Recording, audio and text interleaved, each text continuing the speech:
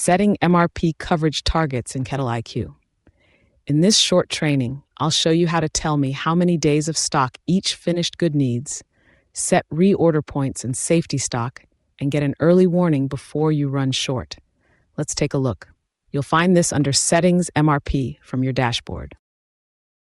This page controls how far ahead I plan your inventory for each finished good, how many days of stock you want on hand, and when I should flag a reorder. Start with your global defaults, then override any SKU that needs its own numbers. Enter your target days on hand, how many days of sales this SKU should be covered for at any time. Set the reorder point, the stock level that triggers a replenishment flag, and your safety stock, the buffer you never want to dip below even during a demand spike. If lid time varies by SKU, some packaging runs faster than others, enter that here too, since it directly affects when I tell you to start production.